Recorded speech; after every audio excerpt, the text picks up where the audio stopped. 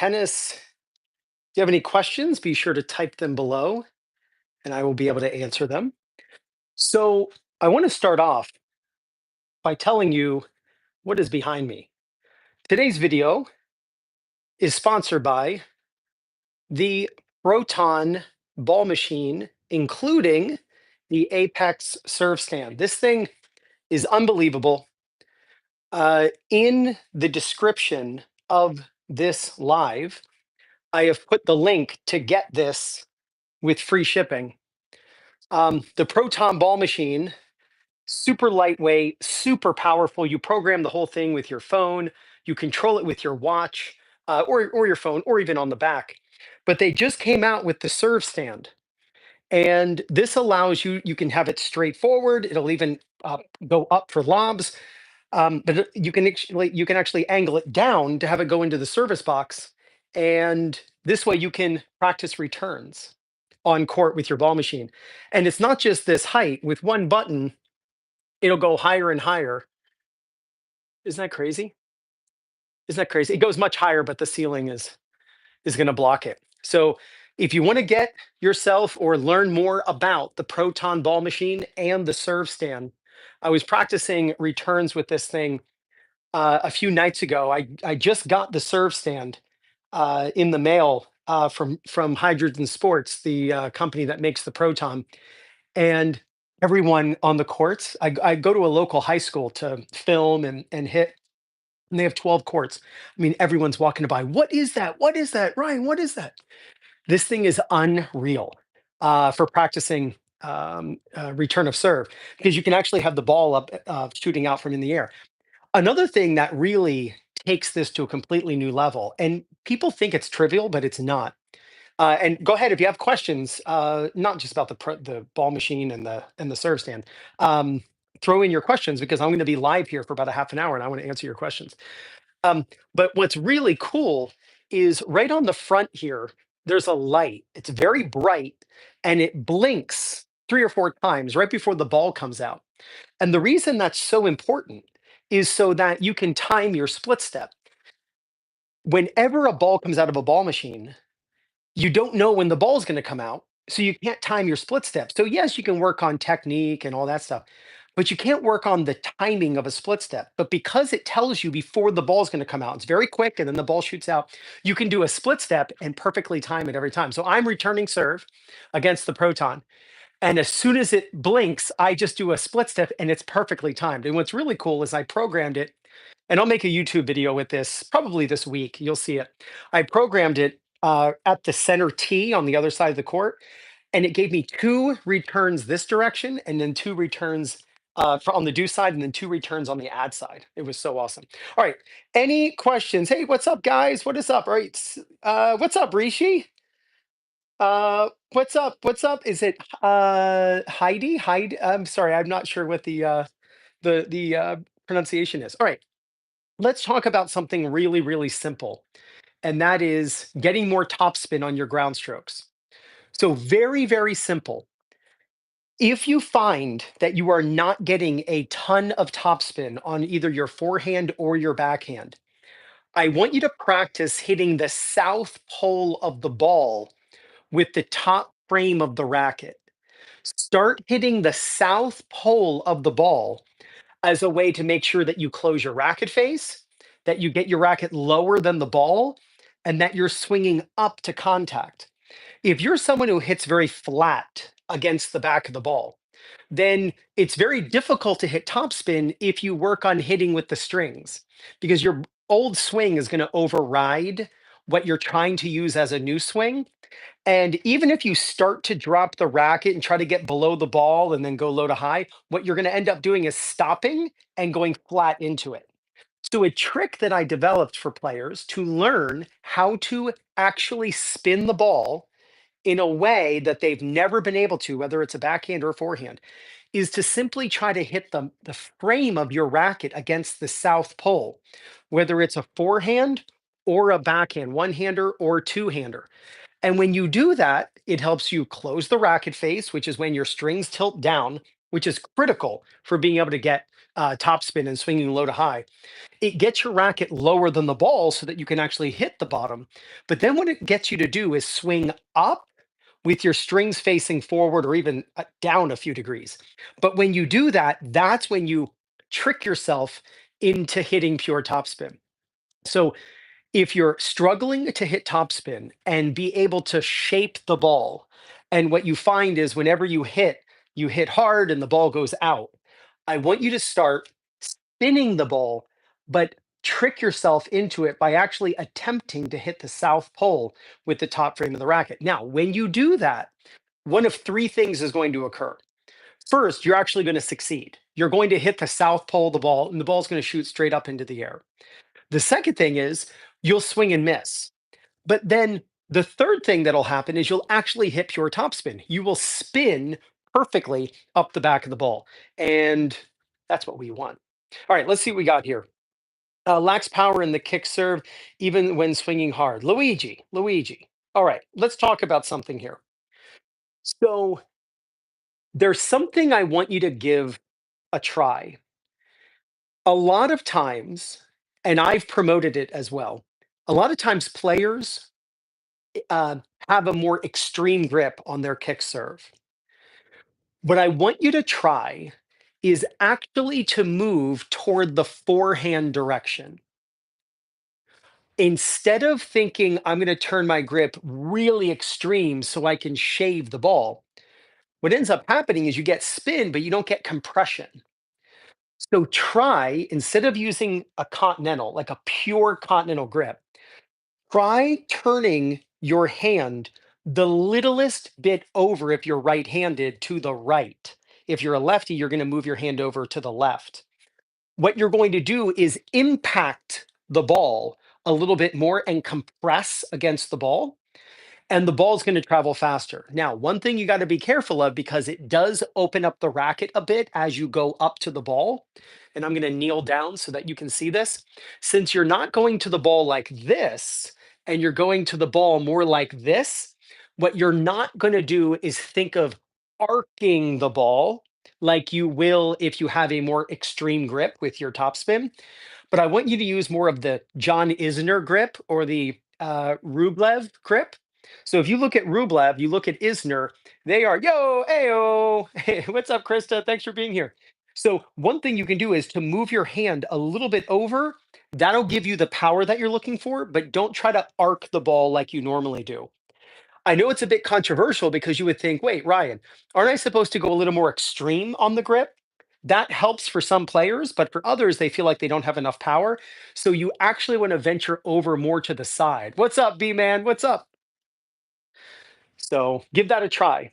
What's up, Dave? I play with a one-handed backhand, but often need to coach students a two-handed backhand. Should I switch to a two-handed backhand to be able to teach them better?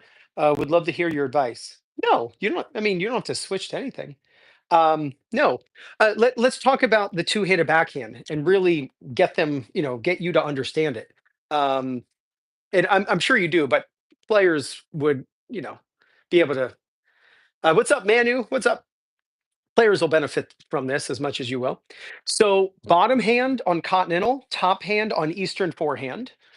When you turn, you're going to turn with your racket going back 180 degrees while your body turns 90, basically. It's a little past 90, but you'll do that all in one foul swoop. So I just did a backhand analysis for a guy yesterday who wanted me to analyze his backhand. And what he was doing is he was turning 90 degrees and then with his body. And then when his body turned 90, then his racket finished its backswing. So his backswing looked like this. That's exactly what it looked like. Students' elbows should be out. You don't want low elbows. You want the elbows out. And then you turn from here, you go down and you close the racket face. And the reason you need to close the racket face is so that your strings face forward as you strike the ball. If the racket is straight up and down in the back, then the racket will be open. And that's why beginners always hit the ball over the fence. Beginners think, well, my racket needs to be straight up and down. So they start with it straight up and down. And that's why it ends up open. Well, beginners become intermediates, and intermediates can be savvy, and they're like, oh, I'm just going to turn the racket at the last second to try to square the racket up. But that just makes the racket roll. And then if they time it perfectly, it creates a great backhand, but it's very difficult to time that. So you're better off just closing the racket face at about a 45-degree angle. And then when you just swing, you don't have to manipulate anything and the strings face forward. And then you go up high and you show your armpits when you're done. Notice my hands are higher than my elbows and my elbows are higher than my shoulders. You don't want to do a bicep curl on a two-handed backhand.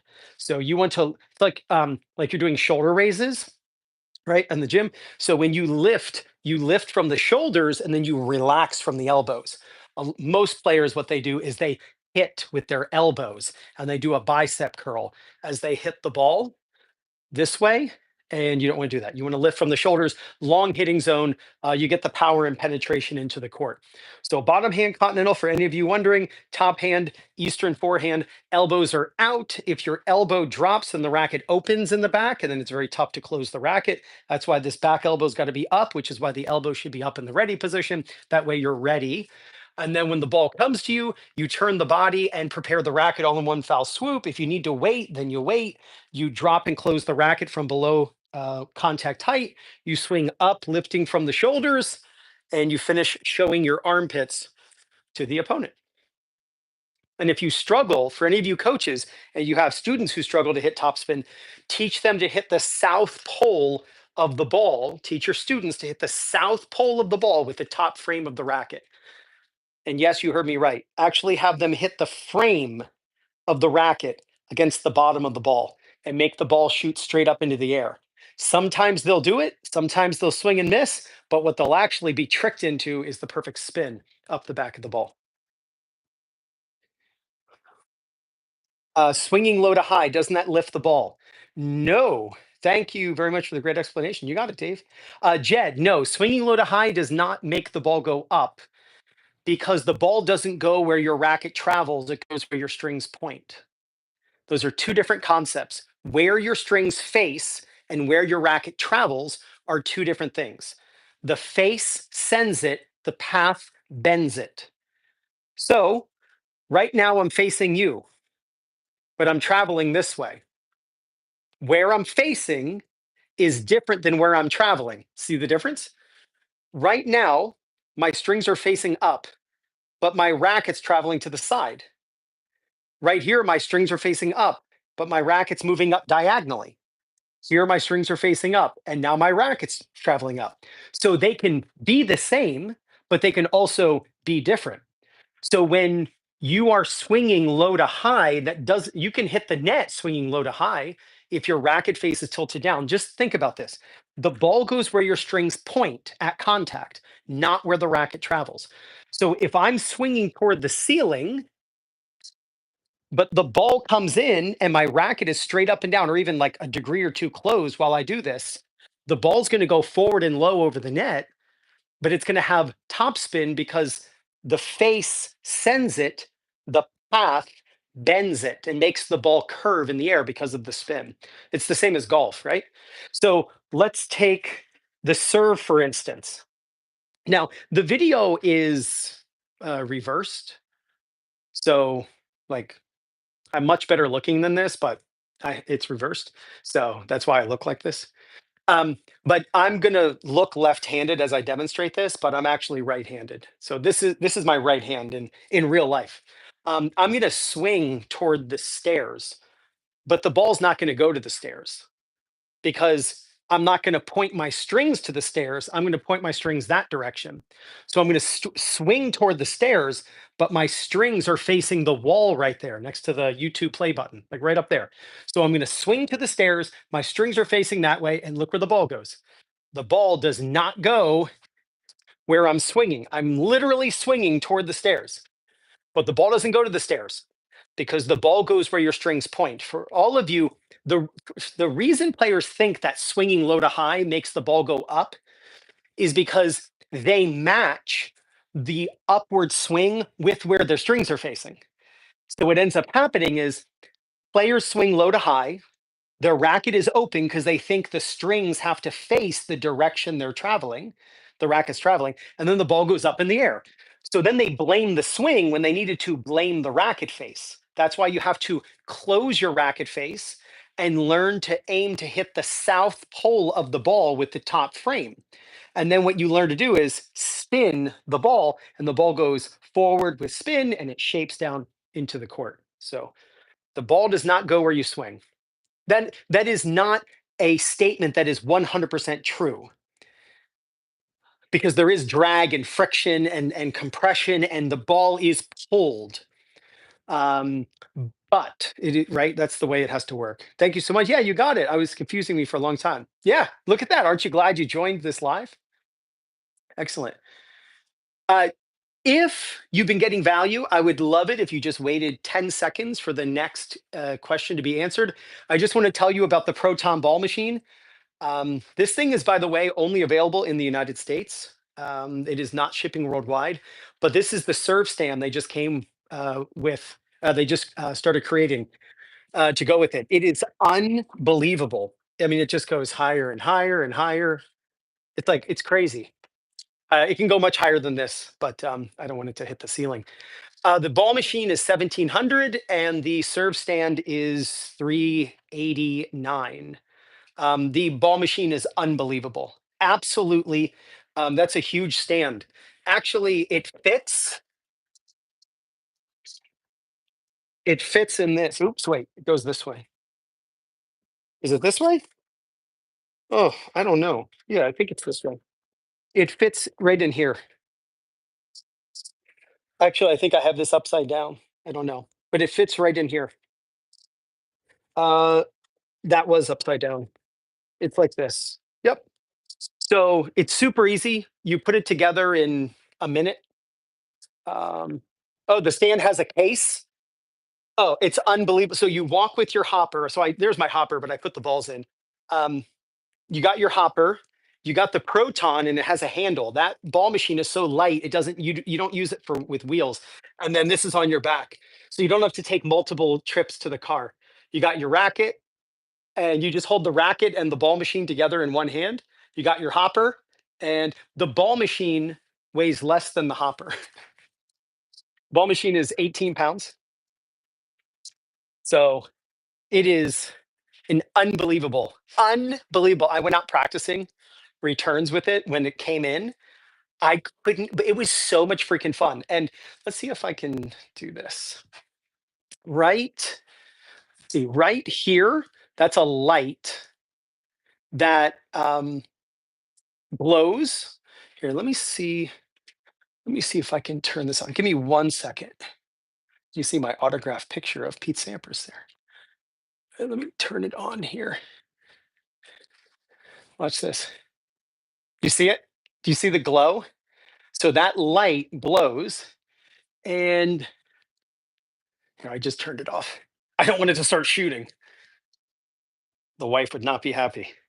Um, but you control it with your watch. You program the whole thing, any drill that you want, literally any drill. You program it. It's so simple with the app. But the light blinks right before the ball comes out. So you can prepare to return serve. And if you're a coach, the cool thing is with the watch, by the way, it means it's ready. But the light blinks right before the ball comes out, so you can time a split step. So you can actually train it. And what's really cool is it has coach mode. So with your phone or with your watch, if you're a coach, you can do a feed whenever you want to. So it's not like you turn it on and it just feeds. It's like a remote control, and it's coach mode, and you control where you want it to land, the speed and spin you want, and you go fire, and the ball comes right out. Fire. So you can have like a serve, you could do a serve and volley drill with the student, but you're with the student. And so what ends up happening is you can be next to your student. They practice a serve, come in, split step, and as soon as they split step, you fire, and then they can come in and practice the volley, and you're controlling the whole thing with the coach mode on your watch or on your phone. It's really awesome. All right, let's see what other questions we have here. I need to up my ball machine game. This is unbelievable, Bonnie. So if you want more info, you can use my link. It's in the description and get free shipping. But it's only available in the 48 contiguous states. If you're not from the US, if you don't know what 48 contiguous states means, then it is not available in your country. How can I attack from deep in the court? Manu, you can't. That's why you're asking the question. You cannot attack from deep in the court. You have to attack from short in the court. You cannot attack from back there. That's why you're asking. So the farther back you are, the less angle you have. So from the baseline to the corners of the court, it's 19.6 degrees. 19.6 degrees. So one, two, three, four, 20 basically directions you can hit the ball. But if you're up here, you have 130 degrees of potential angle. So it's hard to attack your opponent when you only have 20 places to hit it, 20 degrees. And when you're back here, deep behind the baseline, you have even a smaller angle to hit the ball into. If you could hit winners from back here or attack your opponent from back here, you would. But it's 78 feet. So if you're way back here, you're 10 feet behind the baseline. You're definitely 90 feet away from your opponent because your opponent's standing behind the baseline. You're maybe even 95 feet away from them, depending how far back you are. There's no way to hit the ball that hard that you can hurt them. You don't attack your opponent from back here. You prolong the point from back here, or you play defense from back here. You attack your opponent from up here. That's why Federer and Serena, they lost more points than they won when they stayed behind the baseline. Let me repeat that. Federer and Serena, their entire 20 plus year careers, they lost more points than they won. They only won 47% of the points when they stayed behind the baseline, because that includes when their opponent stayed back or came to the net. So if Federer and Serena never went to the net, they never ventured forward in their careers, they would have zero Grand Slams and we would have no idea who they are. So I just gave a lesson to a guy in Norway this morning, and he it was live on Zoom. He sent me videos of his matches, and he's playing in a Norwegian championship, a 70 and over, the top 70 and over players in Norway. And it starts this Thursday. He starts with mixed doubles, then he's playing doubles, then he's got singles. He's already won the thing twice. So he's been the champ twice. And I was going through his like video with him today, shared my screen on Zoom, we're going over it. But the idea was, you can't stay back here and win. You have to go forward. This is where you win. This is where you lose. Players love to stay behind the baseline, but guess who also loves when you stay behind the baseline? Your opponent, right? Like when you go forward, they're gonna they're gonna look at you like you're Navratilova or McEnroe. They're gonna say, "Oh my gosh, I got to avoid them," and then all of a sudden they start missing, and you're thinking, I can't even volley that well. Why are they messing? Why are they messing up? It's because when you go forward, they feel attacked and they feel like they have to avoid you. Because when I ask people, "Hey, what are the shots you can hit when your opponent comes to the net?" The first two are always the same. They always say passing shot and they always say lob. Those are always the first two choices, which is what? That's a category of I'm going to avoid my opponent. So when you go to the net, guess what? Your opponent's going to avoid you. Do you know what is included in avoiding you? Hitting out, hitting the net, hitting long. That's what's also included under that umbrella of I need to avoid my opponent. The reason people don't like going to the net isn't because they don't have success on the whole. You might play someone who's just like treeing that day and they're just unbelievable. But on the whole, the reason why people don't like going to the net is that because they can't take the emotional damage they feel when they lose the point. But the reason they the reason they feel that emotional damage and they miss that easy volley and they screw up the easy overhead and they get lobbed and passed, the reason it hurts so much is because you have an advantage when you go forward.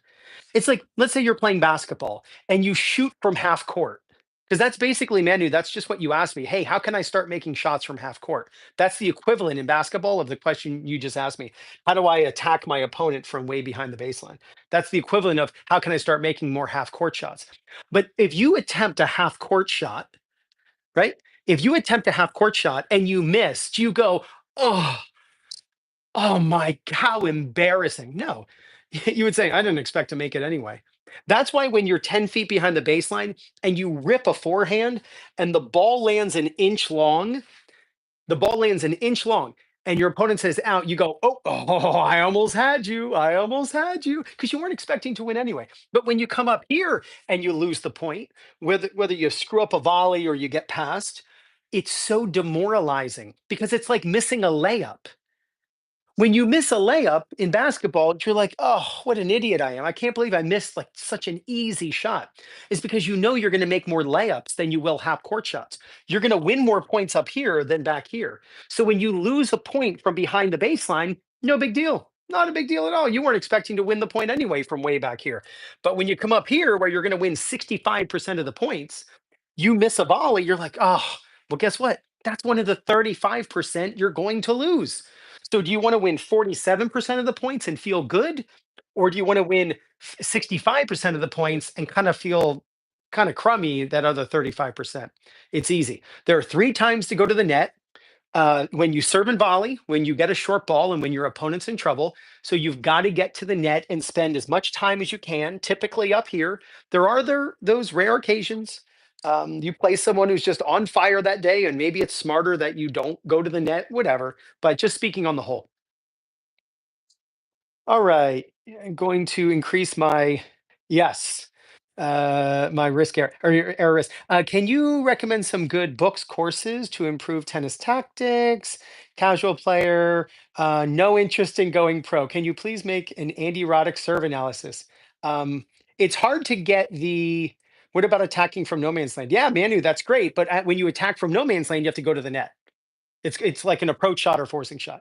When it comes to books or courses, I want you to go to greatbasetennis.com, and they have a free course on there, soup to nuts on everything that you need. Greatbasetennis.com. Um, yeah, see, Roddick's serve is not what you think it is. Roddick's serve is not what you think it is. Let me explain Roddick's serve. And let's see what time we got. All right. Cooking chicken on the grill tonight, so I got to make sure I don't go too long. I'm going to be on here for about 10 more minutes, and then I got to fire up the grill. All right, Roddick serve. So when you watch Roddick, a lot of players think he has an abbreviated motion. He does not have an abbreviated motion at all. And when you get off of this live stream, go ahead and look at Roddick in slow motion, and you're going to say, "Holy smokes, that isn't what I thought it was or what I remember it being." So when it comes to Roddick's serve, he doesn't go down to get to here. He goes up to get to here. So Roddick does not have an abbreviated motion. Roddick is not like this hitting the birthday hat right from here and then to the ball. He goes up and then down and then back up again and then to the ball. So from here, Roddick's serve is like every other pro on tour. It's just the difference is he doesn't go down to get to here. He goes up to get to here. But from the back view, it looks like this. And I'm doing this right-handed, but YouTube flips it, so it makes it look like I'm doing this lefty. But his feet are close, and he goes up and then down, and and his racket actually goes down in the back, then it comes back up again, and he begins exploding his legs up long before he hits the birthday hat. And that's a real key to getting a ton of shoulder stretch, huge acceleration. The racket's late, so it's got to go really fast. Emotional damage. Yes, you got it. Bonnie, you're 100% right. Have not heard of the slap topspin technique. Rather, have yet. Oh, have you heard of the slap? Okay, so the slap, if I okay, first off, when players try this, it doesn't go well. There are some things that we need to, just like you watch maybe LeBron James or Steph Curry do something on a basketball court, and maybe you watch Saquon Barkley from the Eagles who did that like jump over the defender backward type of move. Some things are left to the pros, because of just how hard they can hit. But the idea is you're going forward. This elbow comes in. If I understand what you're talking about, which is the throwing the hand forward like you're throwing a rock, and the racket makes this move, but the hand's going more forward, and it makes that move as you hit the ball rather than low to high. Look, my job is to be helpful for the players who watch me. If I made content for the top athletes in the world, um, No different than if I was a math teacher and I was teaching, and all I did was make videos about calculus. There'd be some players, or sorry, there'd be some students who wouldn't watch my content, right? Fifth graders wouldn't watch my videos if I made math videos of nothing but calculus, right? So I make my videos for the players who are watching my content. And so the videos I make are for the players who are 2.5 to 4.5 and they're trying to improve. So that's why I don't teach a lot of that mumbo jumbo stuff. That is fine if you want to teach it to somebody who is so freaking athletic, like a Sinner or an Alcaraz, who can do some things that Bob and Sue and Nancy and Bonnie and Manu, let maybe not, and myself cannot do, right? Physically. That's why I would not make if I was a basketball coach, I wouldn't make basketball tutorials on how to jump and dunk a basketball. I wouldn't be like, here, here's the next time you go up to throw down a dunk, try a try a double pump or try to do a backward 360. Like, who's going to be able to do that, right? I'd rather you be able to dribble and make a great chest pass like that, or like know how to defend a pick and roll. That's kind of the idea of what I teach, especially here on video. How to make a drop shot like Alcaraz. Marcos, great question. We're going to end with this, and then I'll tell you about the ball machine. All right, here is what makes Alcaraz's drop shot so devastating. The reason Alcaraz has an amazing drop shot is because his opponents have to stand so far back because of how hard he hits. See, what makes his drop shot so great, yes, is he practices it. And we've seen videos on Instagram and YouTube and everything. We watch the YouTube shorts of him practicing drop shots, trying to make it land in the trash can. We got this. But what really makes for a great drop shot is, think about the saying, like the old 1-2 punch, right? Give him the old 1-2. The drop shot isn't the one, the drop shot is the two. What's the one? You have to push your opponent back first. Many of you are hitting drop shots and your opponent is standing up on the baseline. And then when you go for a drop shot, you end up having to hit the net just to hit it short enough. I know that's a silly thing to say and way to phrase it, but so many of you are hitting drop shots and you're having to hit it so softly because your opponent is easily going to be able to run it down.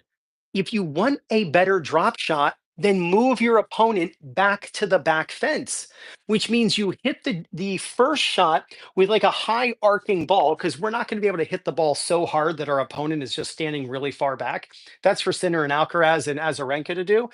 What we can do is use more of an arcing ball that moves the opponent back. Then we can step slightly inside the baseline. And then when they hit short, now we go for the drop shot. And they have to run so much farther to run down our ball. I really want you to try this. Don't just hit a drop shot out of nowhere. Hit a drop shot when you've moved your opponent either back or way off the court, right? So if you hit a shot over here and you pull your opponent this way, if they hit the ball really hard and they kind of don't buy themselves time to get back in, then go for the drop shot here. You have to move your opponent and then have a farther distance for them to run, rather than think of, oh, you need to use a grip that does this and put a little backspin on it and all this. What I would rather you do is just have your opponent start back from the fence. Like, think about that. Would just answer that question to whomever asked the question about the drop shot. Would your drop shots improve if your opponent had to have their hand on the fence, ready to like race, right? If they had to grab onto the fence and then you hit your drop shot and then they had to run it down, wouldn't your drop shots get better? This is a way of making it so that your drop shot doesn't actually have to improve. You just get to push your opponent back or off the court before you go for the drop shot. You got to be opportunistic in that way. All right, guys, really quick. In the description, and if you're on your phone, just tap the screen. Tap the screen, and up pops the title of this live. Tap the title, and the description pops up. The Proton Ball Machine, unlike any other ball machine I have ever seen on the market. Super lightweight, holds up to 100 balls. The light on the front tells you when the ball is going to come out, so you can actually time your split step. But they just created the serve stand, and the serve stand is unbelievable. real. Um, right now, because the ceiling is here, I can't make the serve stand go as high as it goes. But with just one button, look at this, it rises.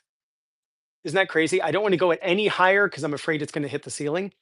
Um, it turns, it goes up, it goes down. You can make it do anything you want. It's unbelievable. So for more info, hey Jed, thanks so much for grabbing the fix 20 fixes. It just popped up on my phone that you signed up. Yeah, in the description, you can also grab a free program that I have on my website. It's called Fix 20 Common Mistakes That Are Costing You Matches. It's also in the description.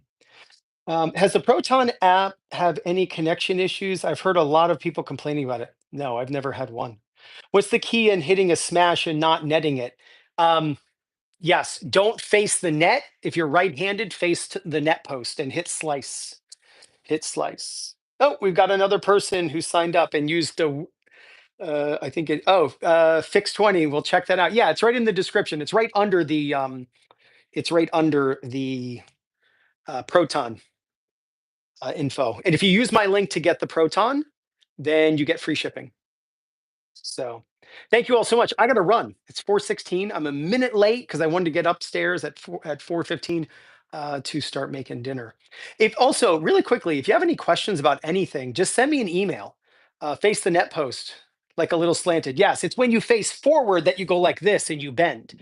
So if you keep your body to the side, it's much easier to stand tall. When you face the net, that's when it's like you're bowing after a performance, on stage. But if you stay to the side, then you stay much taller. And then hit side spin. Don't try to blast it. Hit side spin, keep your chest facing the net post. It'll feel weird, but the ball never hits the net. So it'll actually feel good. So, all right, guys, I got to run. Any questions, send me an email, Ryan. My name is Ryan, Ryan, at my website, 2minutetennis.net. .net.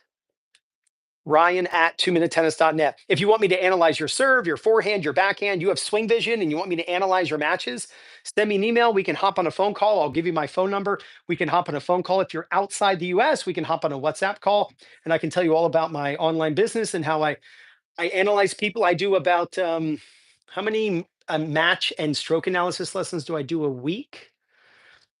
Ooh, I do 6 on Mondays. Monday is my busiest day. I would say it's around 25, 20, like 22 to 23 analysis lessons that I do a week. And that's people sending me their stuff and their videos of them hitting or playing or hitting their backhand or forehand, whatever.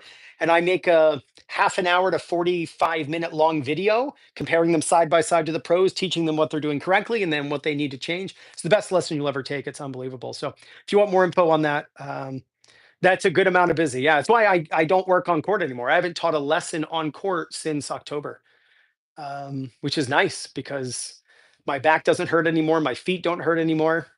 I get to go to the bathroom whenever I want to. That's the problem with teaching on court. And you're feeding balls. You're like, oh my gosh, now, yeah, that's how it works. I can remember teaching at the tennis club. You had 8 lessons in a row, and it's just back to back to back to back to back. When do you eat? When do you go to the bathroom? And you're just feeding balls, and the next person comes on. They're like, "All right, want to go?" And you can't be like, "Hey, I'll be back in 10 minutes." And they're like, "I paid for this time." So you end up just holding. It's probably not healthy for you, but not anymore. Now I teach online only. All right, guys, thank you so much. This was an absolute blast.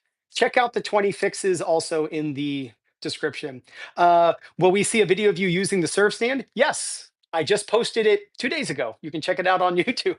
Yeah, I literally made the video 2 days ago and posted it. So it's me returning serve in the video. So check it out. It's the video. Just look at I think my most recent video. Check it out. So, all right, guys, talk to you soon. You got this.